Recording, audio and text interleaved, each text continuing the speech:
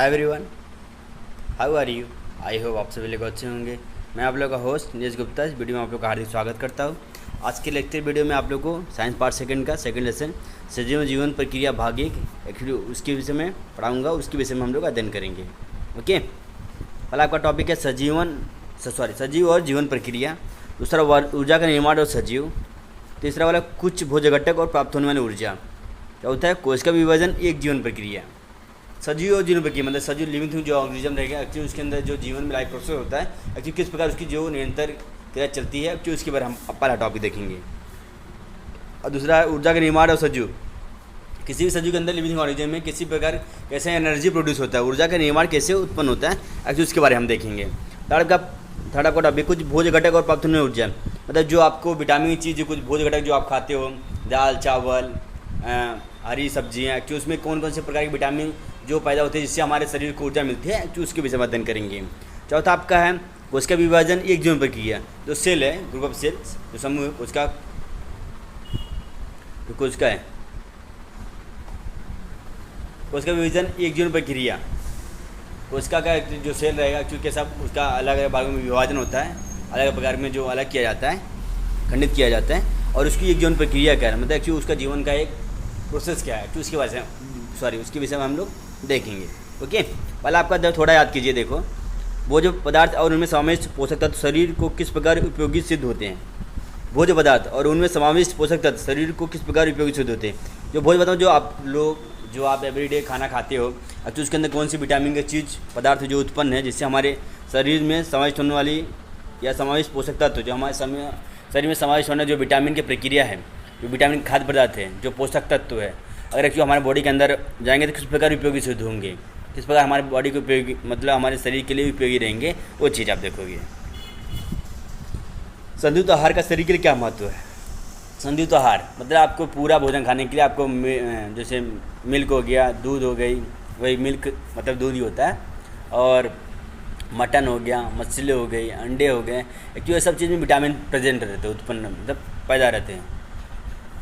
Actually वो चीज़ available पहले से रहते हैं, वो चीज़ का आपको मतलब दिमाग में या आप जब कोई भी आप भोजन ग्रहण करते हो क्योंकि उस समय जब आप पूरा भोजन ग्रहण करने के बाद लास्ट में दूध पियो, इसको हम पूर्ण आहार कहते हैं दूध पीने के बाद, क्योंकि दूध में जो विटामिन प्रेजेंट रहता है अन्य प्रकार मतलब उसमें विटामिन प्रोटीन प्रेजेंट रहेंगे जिससे हमारे शरीर को संतुलित आहार कर सकते हो। स्नायु शरीर में कौन से कार्य करते हैं, स्नायु शरीर में कौन कौन से कार्य करते हैं, स्नायु शरीर आपको पता रहेगा। जो होने वाली जो दिन भर हम क्या करते हैं स्नायु शरीर में से मूवमेंट होता है क्यों ऐसा, वैसे हम स्नायु शरीर में कौन कौन से कार्य करते हैं क्यों सब देखेंगे। Physical movement. ओके, पहले आप पाचन संस्था में पाचक रसों क्या महत्व है तो थोड़ा याद कीजिए। आई थिंक सो जो बोलना होता है आप लोग इसको पढ़ सकते हो। ओके, तो भी कंटिन्यू।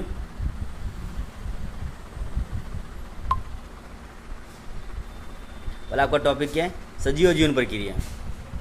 सजीव और जीवन प्रक्रिया मीन्स इसी इंग्लिश में कहते हैं लिविंग ऑर्गेनिज्म लाइफ प्रोसेस, मतलब जिसके अंदर जान होती है उसे हम लिविंग ऑर्गेनिज्म कहते हैं, सजीव कहते हैं। उसका लाइफ प्रोसेस मतलब जीवन की प्रक्रिया कैसा है एक्चुअली उसके बारे में हम देखेंगे।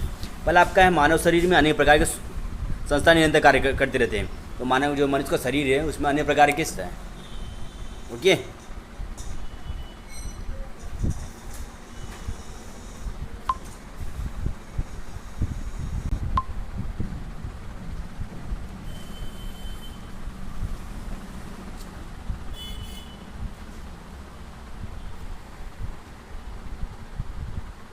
पाचन संस्थान, शोषण संस्थान जैसे मनुष्य के शरीर में अनेक प्रकार के संस्थान निरंतर कार्य करते हैं मतलब to be continue without to stop. और एक्चुअली इसमें अगर किसी ने अगर थोड़ा किसी संस्थान में हमें प्रॉब्लम हो जाता है तो हमें डॉक्टर के पास जाना पड़ता है क्योंकि हमारा वो संस्थान काम करना बंद कर देते हैं। जैसे एक्चुअली आपको पता रहेगा पाचन संस्थान जैसे डाइजेस्टिव सिस्टम, शोषण संस्था मतलब सांस लेना, रक्त परिसंचरण मतलब ब्लड सर्कुलेशन जो ब्लड सर्कुलेट करते रहते हैं, रक्त परिसंचरण मतलब हमारे बॉडी के अंदर ब्लड को पहुँचाने जो हमारे विटामिन पोषक तत्व तो हमारे बॉडी के अंदर जाते हैं खाद्य पदार्थ द्वारा एक्चुअली हमारे जो शरीर में पहुँचाने का काम रक्त परिसंचरण करते हैं। शोषण मतलब सांस लेने की क्रिया, पाचन संस्था मतलब डाइजेस्टिव सिस्टम जो हम खाना खाते हैं, उछल संस्था मूत्र विसर्जन द्वारा या पसीने द्वारा जो निकलता है, नियंत्रण संस्थान कंट्रोल आदि के साथ साथ शरीर के आंतरिक तथा बाह्य भाग अपने अपने कार्य स्वतंत्र रूप से किंतु सभी के साथ समन्वय रखते हैं। जो नियंत्रण संस्थान जो कंटिन्यू काम करने वाले कंट्रोल है, कोऑर्डिनेशन उसे हम कहते हैं इंग्लिश में। जो चीज़ जैसे मस्तिष्क हो हमारा मतलब बताते हैं कि ये चीज़ सही है, ये चीज़ गलत है। जैसे आपको कोई चीज़ गर्म हो गया गर्म को आप हाथ लगाओगे तो आपको मस्तिष्क बोलेगा मत लगाओ। तो ऐसा इनका नियंत्रण करने का काम करते हैं। आदि के साथ साथ शरीर के आंतरिक तथा बाह्य भाग, आंतरिक मतलब अंदर और बाहर के भाग, साथ साथ शरीर के आंतरिक तथा बाह्य भाग अपने अपने कार्य स्वतंत्र रूप से किंतु सभी के साथ समन्वय रखकर करते हैं। शरीर का आंतरिक तथा बाह्य भाग, आंतरिक मतलब अंदर, बाह्य भाग बाह्य भाग अपने अपने कार्य स्वतंत्र रूप से किंतु सभी के साथ समन्वय रखते, मतलब सभी के साथ एक जोड़, मतलब एक दूसरे के साथ मेल जोल में आगे रखते हैं। समन्वय सर मतलब एक दूसरे के साथ कनेक्टेड रहना। यह पूरी कार्यप्रणाली सभी सजीवों कम अधिक मात्रा में समान पद्धति से क्रियाशील होती है। यह पूरी जो कार्यप्रणाली है सभी सजीवों में कम अधिक मात्रा में समान पद्धति से क्रियाशील होती है। कम और ज़्यादा दोनों मात्रा में समान पद्धति में इक्वल लेवल में क्रियाशील होती है। जो काम करेंगे जो उनका तरीका रहता है कि उसके हिसाब से, जिसके सजीव को निरंतर ऊर्जा स्रोत की आवश्यकता होती है, जिसके लिए सजीव को निरंतर ऊर्जा स्रोत की आवश्यकता होती है। अगर आप कोई भी काम कर रहे हो, अगर आप थक गए हो, आपके पास ऊर्जा नहीं, विटामिन नहीं, पोषक तत्व तो नहीं, आप फटाक से थक जाओगे, क्योंकि एनर्जी लॉस हो, क्योंकि आदमी बहुत सारे लोगों को देखोगे थोड़ा देर तक चलते नहीं थक जाते, क्योंकि उनके अंदर विटामिन की कमी है, पोषक तत्व की कमी है एक्चुअली इसकी वजह से। ओके, इसलिए हम जैसे सभी सजीवों को निरंतर ऊर्जा स्रोत की आवश्यकता होती है, इससे ऊर्जा की ज़रूरत पड़ती है। कि जब ऊर्जा रहेगा अभी आपका इम्यूनिटी पावर अच्छा रहेगा और आप जल्दी थकोगे भी नहीं, तो आप अच्छे से काम भी कर सकते हो। कार्बोज पदार्थ, स्निग्ध पदार्थ, प्रथिन या भोज्य पदार्थ इस ऊर्जा का प्रमुख स्रोत है। कार्बोज पदार्थ, स्निग्ध पदार्थ मतलब तैलीय चीज, प्रथिन वसायुक्त, प्रथिन जैसे विटामिन वसायुक्त पता है, जैसे कार्बोज पदार्थ हो गया आपका। स्निग्ध पदार्थ मतलब तैलीय चीज़, जैसे कोई आप तैलीय चीज़ खा रहे हो क्यों से। प्रथिन मतलब भोजन में जो विटामिन रहता है, पोषक तत्व, ये सब आपको कहाँ से प्राप्त होते हैं आगे के हम देखेंगे। घटक की ऊर्जा के प्रमुख स्रोत हैं। तो ये तो आप लोगों को बता के देता हूँ, ये आपको मतलब दाल, मूंग, मसूर, मटर, उड़द और हरी भाजियाँ, पालक, मेथी, अंडा, मटन, चिकन, एक्चुअली ये सब चीज़ से आपको प्राप्त होते हैं विटामिन। सब भोजन घट इस ऊर्जा के प्रमुख स्रोत है, मतलब जहाँ से उनको प्राप्त होता है सब ऊर्जा इन्हीं से मिलती है। कोशिका तंतु कणिका की सहायता से ऊर्जा प्राप्त की जाती है। किसने पूछा हमें ऊर्जा कहाँ से प्राप्त होती है? कोशिका तंतु कणिका की सहायता से। और कोशिका नहीं रहेगी, तंतु कणिका नहीं, तो हमको ऊर्जा कहाँ से मिलेगी? जैसे कोशिका और तंतु कणिका के से हमें ऊर्जा प्राप्त होती है। उसका मतलब जो आपके बॉडी के अंदर सेल प्रेजेंट है, उसके तंतु कणिका मतलब जो तंत्र, जो मसल रहता है, मसल छोटे छोटे पतले पतले, तो उनके द्वारा सब सर्कुलेट होता है बॉडी के अंदर, एक्चुअली उससे हमें ऊर्जा मिलती रहती है। ओके, ऊर्जा निर्माण के लिए केवल भोज घटक की ही नहीं परंतु ऑक्सीजन की आवश्यकता होती है। ऊर्जा निर्माण के लिए भोज घटक की नहीं परंतु ऑक्सीजन की आवश्यकता होती है। क्या आप ऊर्जा निर्माण कर रहे हो, क्योंकि आपको ऊर्जा के लिए बस खाने की आवश्यकता नहीं है, पर ऑक्सीजन की आवश्यकता होती है, क्योंकि आपको जीने के लिए ऑक्सीजन तो चाहिए। जैसे जिस प्रकार आपको विटामिन डी सन रे से मिलता है, एक्चुअली ऐसा है, मतलब सूर्य की किरणें से आपको विटामिन डी प्राप्त होता है। इसलिए हमें जीने के लिए घटक नहीं परंतु ऑक्सीजन की आवश्यकता होती है। कुछ सूक्ष्म जीव को ऑक्सीजन की आवश्यकता नहीं है। कुछ सूक्ष्म जीव होते हैं जो छोटे छोटे बैक्टीरिया होते हैं, जो हमने अपने आँख से कभी कभी दिखाई भी नहीं देते या और दिखाई भी देते हैं, उन्हें ऑक्सीजन की आवश्यकता नहीं होती है। ऐसे भी घटक परिवहन संस्थान द्वारा कोशिकाओं तक पहुँचाए जाते हैं। सभी घटक कहते हैं परिवहन संस्थान, कोशिकाओं तक पहुँचाया जाता है, मतलब से उनको पहुँचा दिया जाता है। नियंत्रण संस्थान का पूरी प्रक्रिया पर नियंत्रण रहता है। जो नियंत्रण संस्थान होता है, जो कंट्रोल कोऑर्डिनेशन काम करने का करते हैं, वो सब पैसेंजर मतलब बना कर रखते हैं। हम एक्चुअली उनका काम क्या है, एक्चुअली उनका काम क्या है, सबको अपना काम सुचारू रूप से चलाने की मतलब सलाह देने का काम करते हैं। कौन? नियंत्रण संस्थान। इसका मतलब ऊर्जा के निर्माण के लिए सभी प्रकार की जीवन प्रक्रियाएँ अपने तरीके से सहकार्य प्रदान करती हैं। इसका मतलब क्या होता है? ऊर्जा निर्माण के लिए जो हमारे बॉडी के अंदर जितने परिसंचरण संस्थान हैं, सब अपना काम जो है अपने तरीके से सहकार्य प्रदान करती है, मतलब सहायता प्रदान करती है। और इन सभी जीवन प्रक्रिया कार्यों के लिए भी ऊर्जा की आवश्यकता होती है। इन सभी की जो जीवन प्रक्रिया है, इन सभी के लिए ऊर्जा की आवश्यकता होती है। ओके, तो भी कंटिन्यू।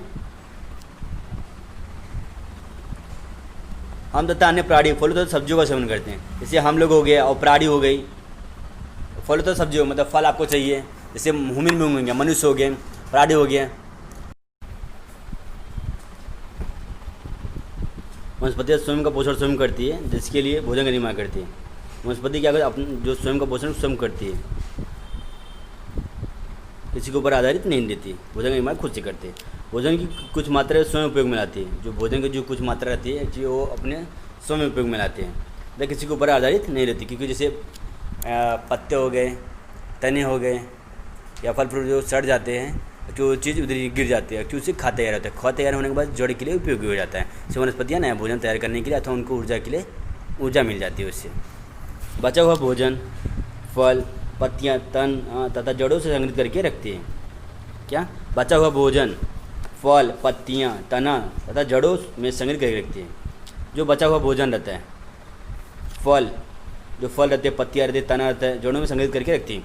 मतलब जैसे उनके पास फल रहते हैं ना, तना रहते, जड़ रहते, क्यों उस सब चीज़ में मतलब कलर करके रखती है, मतलब जमा इकट्ठा करके रखते हैं। इन सभी वनस्पतिजन्य पदार्थों का हम सेवन करते हैं। सभी जो वनस्पतिजन्य पदार्थ होता है क्यों सब चीज़ का हम सेवन करते हैं, खाते हैं। और उसमें विभिन्न प्रकार के पोषक तत्व, जैसे उसमें अन्य प्रकार के पोषक तत्व प्रेजेंट रहते हैं, जैसे कार्बोज, प्रोटीन, स्निग्ध पदार्थ, जीवन सत्व एवं खनिज प्राप्त होते हैं।